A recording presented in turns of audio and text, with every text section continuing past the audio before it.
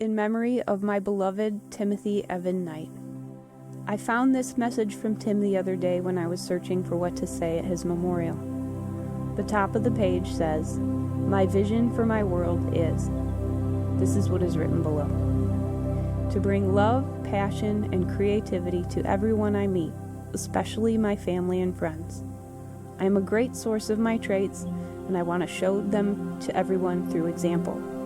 I envision my world as everyone being loving and connected." He wrote that in 2006, and he lived with that purpose through his diagnosis of ALS in 2012, all the way up to the day he left us this June.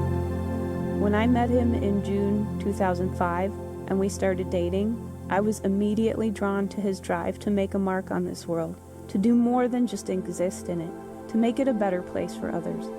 How could anyone meet a guy like him and not want to join this kind of cause, especially when he made it look so fun? And join his cause I did, and it made me very happy. A few months ago, he said to me, "This condition I've been given, as hard as it is, has made me a better person, a person I would not have become without the lessons it taught me.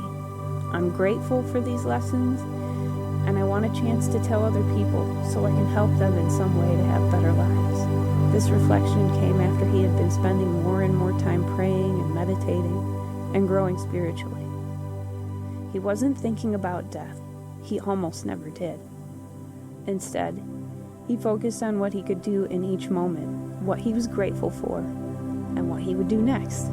So although him leaving us came as a surprise to both of us, but because I supported him and his vision through it all, and because I continue supporting my beloved husband's vision for this world, I get to take this time to tell all of you what he would teach us and have us remember if he were here. First, thank you for being here and listening. This is what I feel really illustrates the way Tim lived by example and the life lessons he would like to help us with. Maybe they are similar to things you've heard before, but please let us just help remind you. 1. Live in the moment, casting away fears about the future. 2. Be grateful for everything you have. 3. Being positive is the healthiest thing you can do for yourself. 4. Love. Share the love. 5.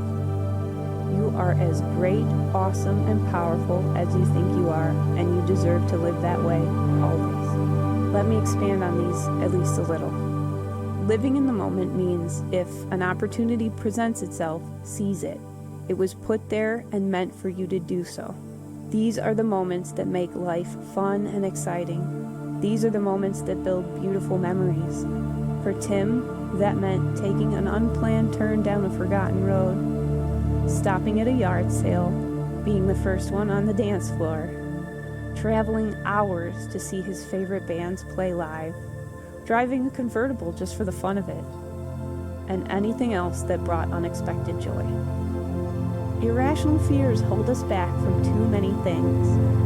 We need to say, "Yes, I will jump in and do that" more often. Go places it looks like no one has gone before. Those are the places that hold the real treasures, beauty, and magic. And remember, it was put there for you. No kidding. Also, trust that everything will work out fine. Don't worry so much. That segues into the second idea, be grateful. You will always be provided with enough of what you need. You can be strong in your faith on that.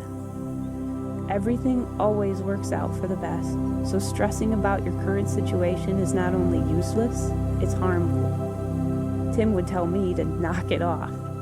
I found too many very small reasons to get stressed throughout our years together, and every time he would remind me that when we face a struggle, it's actually an opportunity we are looking at the wrong way. Change your view, and you'll see what a gift you've been given. Now let me ask you, is there a better alternative to staying positive? No. Even when you've been given bad news, including a deadly diagnosis, an all-paralyzing disease? Yes, even then, you can choose to stay positive. Why? Because think what life would be like if you chose to be negative about it all. The best thing is that you choose what you get to believe from moment to moment, and that forms your reality. Your reality is your life. Therefore, to have a happy life, which every one of us deserves, you choose to believe positively. Believe that you are in good hands. Believe that everything will always be okay. Believe that there is always hope. And you have this choice too. You never have to believe what others tell you. If it doesn't bring you hope, love, comfort, then you don't have to believe it. Everything in life is mind over matter, so keep strong in faith. No one is ever handed a clearly painted, beautiful picture of the future. What we are given is one moment at a time and choice. You will always move forward in strength by making those choices positive ones, choosing hope over despair, calm over panic, peace over sorrow, and love. Love. There should never be a shortage of love, all the kinds, for friends, family, passions, and most importantly, for your partner. Don't ever hold back your love. Make sure everyone around you knows they are loved. Don't just say it either. Find a way that's meaningful to them and show it. This is what the people in your life need most from you and appreciate most about you. Everyone at times has felt unloved, and you are put in the unique position to help repair the damage being unloved has caused. Your love for them will help people love themselves and others better, so it always pays to be loving to everyone. Tim was the best at making people feel loved and special. He loved gathering friends and family at the house and showing everyone a good time. He attended to each person, no matter the size of the gathering. This brought him so much joy. And for me, he delighted in fun surprises, both big and small, whether it was a dinner out or a fun road trip.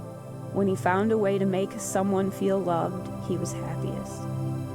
Finally, remember you all enrich the lives of all who surround you. Always remember that. Tim would say, "You are all awesome and powerful in your own special ways. Go ahead and show it. Go ahead and bring out that in other people. Help their awesomeness shine brighter. Let's make the time we have here as joyful as possible. We are all gifted. Share your gifts and gratefully accept gifts from others as they are being given to you." Tim was well aware of the diagnosis ALS carries, but he didn't let that break his spirit or change his outlook on life. He had a strong heart and a steadfast faith through it all. The lessons most important to Tim, I find parallel the lessons Jesus took the time to teach his disciples during his last times with them. Jesus repeated himself 3 times, and you know what it means when someone takes the time to repeat themselves? Saying that it is his commandment that we love one another, that we love as he has loved us, so that his joy may be in us, that our joy may be made full.